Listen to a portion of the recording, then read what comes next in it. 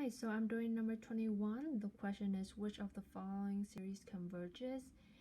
And here's how I solve for it. So for 2, which is the summation of n is equal to 1 to infinity of 3 to the n over n factorial. So right off the boat, I knew it was ratio test. So I set it up as limit as n heading towards infinity of 3 to the n plus 1 over n plus 1 times n factorial all over 3n over n factorial is less than 1. From there, I did the reciprocal. So I multiply 3n to 3 to the n times 3, because that is equivalent to 3 to the n plus 1, all over n plus 1 times n factorial times the reciprocal of this bottom here, which is n factorial over 3n, is also less than 1, all in absolute value. Then I cross out like terms, 3 to the n cross out with this, and n factorial cross out with this. What's left, I have limit as n heading towards infinity of absolute value of 3 over n plus 1 is less than 1. From there, I plug infinity into n. I got 3 over infinity plus 1. The limit of that is 0. 0 is less than 1, which means the series converge. And as for number 3, the summation of n is equal to 1 to infinity of e over pi r to the n. I knew this was a geometric series test because we see that a is 1 and r is e over pi and r is to the n.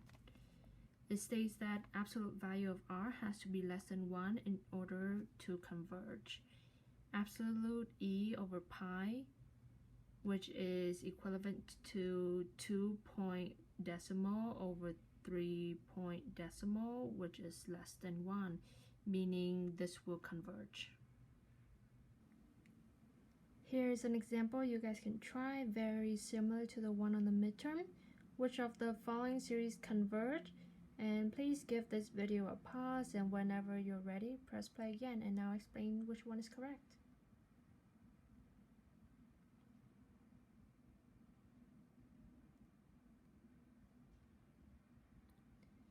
Okay, so here are the choices. Only 1, all of them, 1 or 3, or none of them at all. So actually all of them will converge, and here's how I will do it. The first one will converge due to p-series test. So I wrote out n all over n to the third plus 1. It's very similar to n over n to the third, and when I simplified it, it will be 1 over n to the second. And according to the p-series, if p, which is this degree over here, is greater than 1, then the whole series will converge. And 2 will converge due to ratio test. So similar to the one on the midterm, I set it up as limit as n heads towards infinity, absolute value of 4 to the n plus 1 plus another 1 all over n plus 1 times n factorial plus 2 all over 4 to the n plus 1 over n factorial plus 2 is less than 1. And this numerator here can be rewritten as 4 to the n plus 1 times 4. So continuing from this first part here, for the second part, I did the reciprocal. Limit of n heads towards infinity, absolute value of 4 to the n plus 1 times 4 all over n plus 1 times n factorial plus 2 times n factorial plus 2 over 4 to the n plus 1. And absolute value is still less than 1. I crossed out 4 to the n plus 1 from both the top and the bottom, as well as n factorial plus 2. What's left of this bottom function here should be or bottom limit here should be limit as n has towards to infinity. Absolute value of 4 over n plus 1 is still less than 1. Plug in infinity for n. I have 4 over infinity plus 1.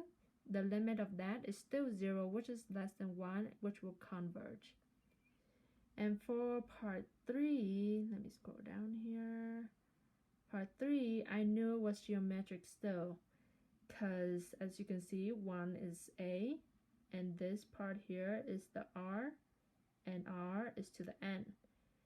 So it says that absolute value of r must be less than 1 to converge.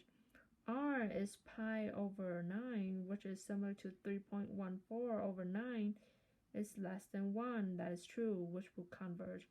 So all of the choices will actually converge, and your answer should be B.